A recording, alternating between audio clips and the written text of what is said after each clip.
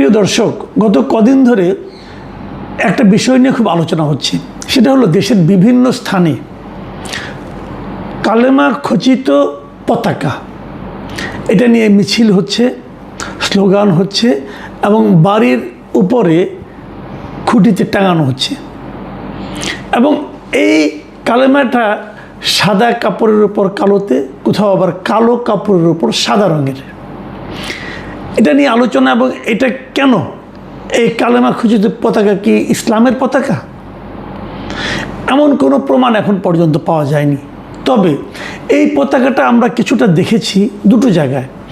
একটা দেখেছি আমাদের দেশের হিজবুত তাহরির, তারা এই ধরনের একটা পতাকা ব্যবহার করে, এবং আন্তর্জাতিক যে জঙ্গি গোষ্ঠী হিসেবে পরিচিত আইএসআইএস, এই আইএসের পতাকাতেও অনেকটা এরকম কালেমা খচিত। তো এই পতাকাটা এখানে দেখাচ্ছে কেন? আমরা অনেক সময় শুনেছি যে এই বিশ্বকাপ ফুটবল উপলক্ষে যে বিভিন্ন দেশের পতাকা বিভিন্ন জায়গায় টাঙানো হয়, সেই পতাকার পরিবর্তে ইসলামের পতাকা টাঙানোর জন্য একটা আহ্বানও আমরা বিভিন্ন আলেমের কণ্ঠে শুনেছিলাম। আমি খেলে আপনাদের একটা কথা বলতে চাই। আপনারা ভাবুন তো, আমরা এই আলোচনাটা করছি 2026-এর জুলাই মাসে। 2024-এর জুলাইয়ের কথা ভাবুন, অথবা তারও আগের কথা ভাবুন।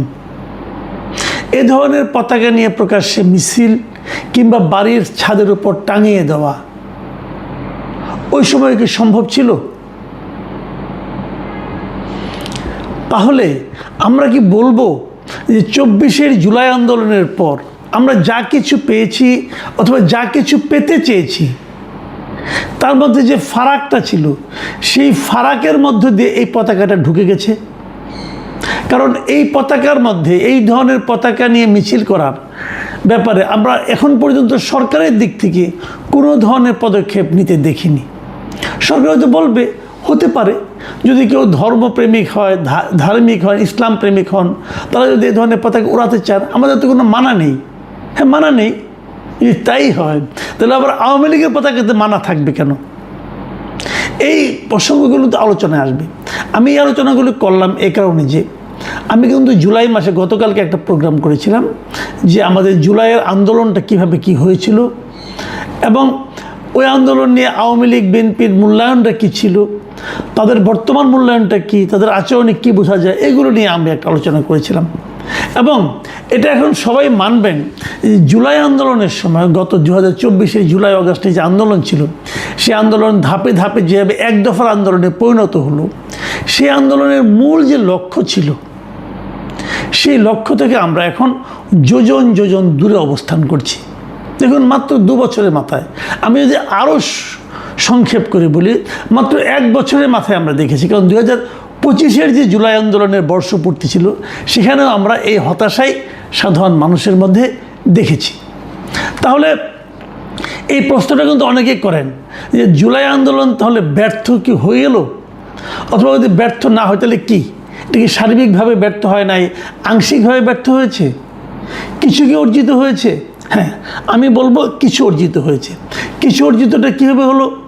যে শেখ হাসিনার যে শাসন ছিল, সেই শাসনটা জুলাই আন্দোলনের মাধ্যমে তার পতন হয়েছে। এটা হলো অর্জন। আর বাকি কিছুই আমরা অর্জন করতে পারিনি। বাকি প্রত্যেকটা জায়গায়, আদর্শিক জায়গায়, রাজনৈতিক জায়গায়, অর্থনৈতিক জায়গায়, কাঠামোগত সংস্কারের জায়গায় কোথাও আমরা কোনো কিছুই অর্জন করতে পারিনি। বরং রাজনৈতিক জায়গায় কি হয়েছে, আমরা দেখেছি যে আওয়ামী লীগ আমলে আওয়ামী লীগ সবসময় চেষ্টা করেছে যে সারা দেশের মানুষকে রাজনৈতিক বিবেচনায় বিভাজিত করে রাখতে, আওয়ামী লীগ, বিএনপি, জামাত আলাদা আলাদা করে রাখতে, চেতনার নামে, মুক্তিযুদ্ধের চেতনা নামে দেশের একটা বড় অংশকে রীতিমতো দৌড়ের উপর রাখতে, এবং তাদের কোনো ধরনের অবস্থান দেশে থাকবে এটাই যেন তাদের আপত্তি ছিল।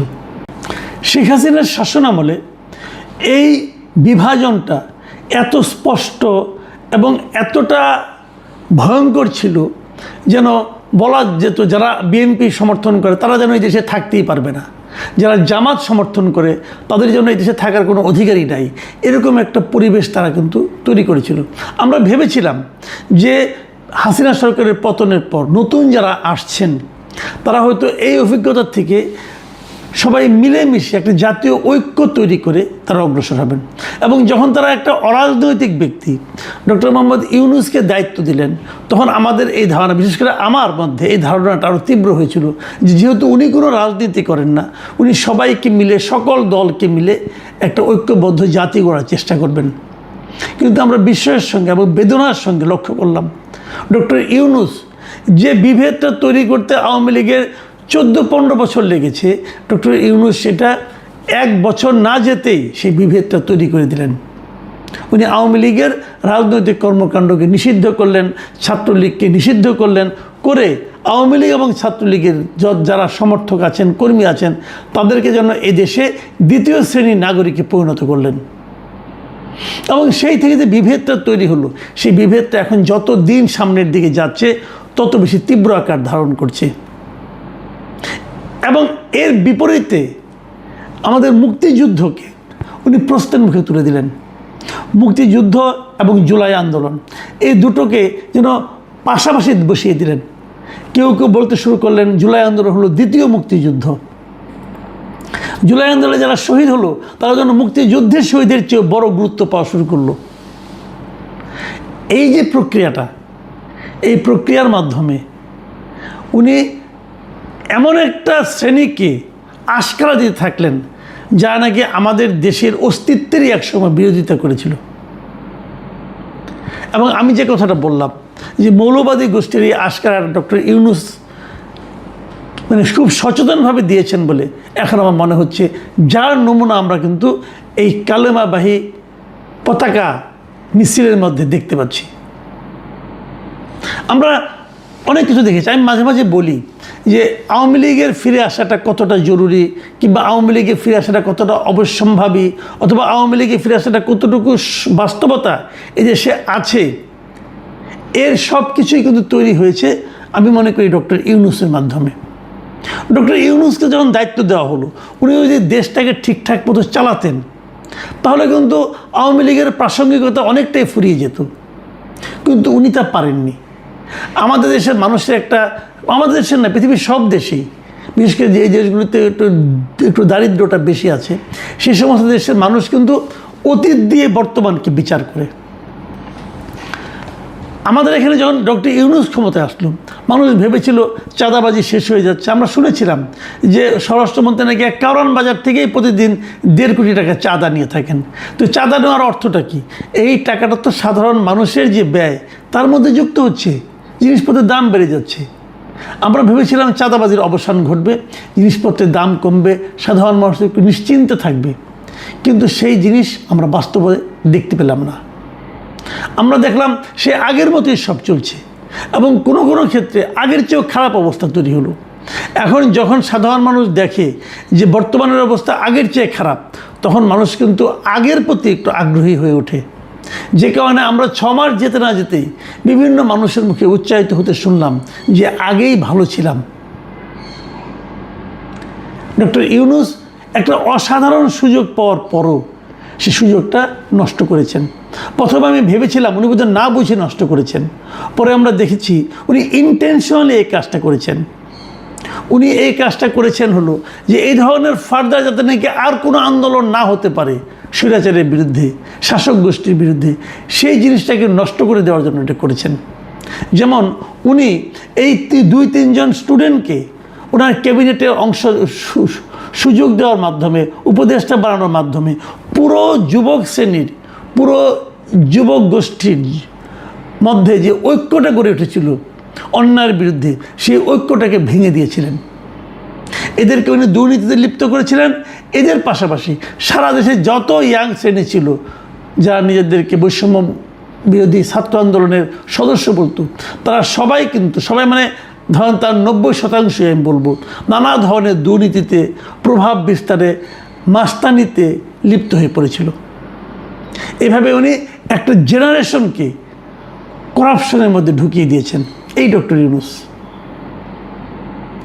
এবং এর পাশাপাশি তিনি যেটা করেছেন, জাতীয় পর্যায়ে আমাদেরকে, আমরা আগে বলতাম যে আওয়ামী লীগ সরকার ভারতের অনুগত সরকার, উনি পুরো দেশটাকে ভারতের পরিবর্তে অনেকটা যুক্তরাষ্ট্রের কাছে একটা গোলামি চুক্তির মধ্যে আবদ্ধ করেছিলেন।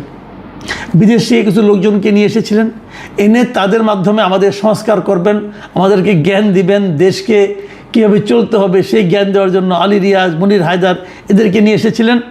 তারা কি একটা দলিলপত্র বানিয়ে দিয়ে গেছে, দিয়ে তারা কোথায় এখন? তারা কিন্তু সব ভেঙে গেছে। এরা কেউ তো এই দেশকে তারা ফিল করে না, তারা তো এই দেশের মানুষ নয় আসলে। তারা যুক্তরাষ্ট্রকে মনে করে তাদের দেশ। তারা এখানে এসেছিল লুটপাট করার জন্য, এবং এদেশের প্রকৃত মানুষের মধ্যে যে সংস্কারের প্রত্যাশা ছিল সেই প্রত্যাশাটাকে ধ্বংস করার জন্য তারা এসেছিল।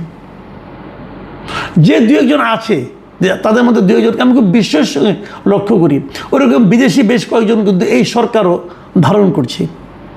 এবং যাদেরকে ধারণ করছে, একটা কথা কেবল ভাবুন তো, তাদের যদি এই দায়িত্ব থেকে সরিয়ে দেওয়া হয় তাহলে কি তারা থাকবে? এই ডক্টর খলিলুর রহমান বলেন, আশিক চৌধুরী বলেন, আশিক চৌধুরী তো লন্ডনের নাগরিক, ইংল্যান্ডের নাগরিক।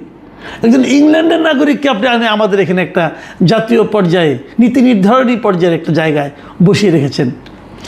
ডক্টর ইউনূস এনেছিল, তার বদমতলব ছিল। এই সরকার তাকে কেন ধারণ করছে এটাও কিন্তু আমার কাছে এখন পর্যন্ত ক্লিয়ার না। তো আমরা তো এগুলো দেখলাম,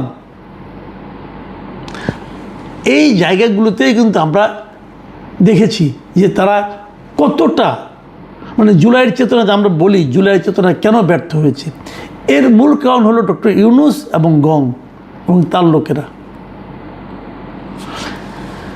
দেখুন, জুলাইয়ে যারা শহীদ হয়েছিল, জুলাইয়ে যারা আহত হয়েছিল, সে আহতদের সুচিকিৎসা করেছে? এখনও করেনি। সবার চিকিৎসা হয়নি, এখনও তাদের মধ্যে হাহাকার রয়ে গিয়েছে। রাষ্ট্র পরিচালনা যে সংস্কার করতে চেয়েছিল সেটা কি করেছে? সেটাও তারা করতে পারেনি। কিন্তু এখন তারা কি করছে? এখন তারা জুলাই চেতনা বলেও এখনও ওইটাকে ইস্যু ধরে তারা কিন্তু সমাজের মধ্যে বিভক্তি আনার চেষ্টা করছে।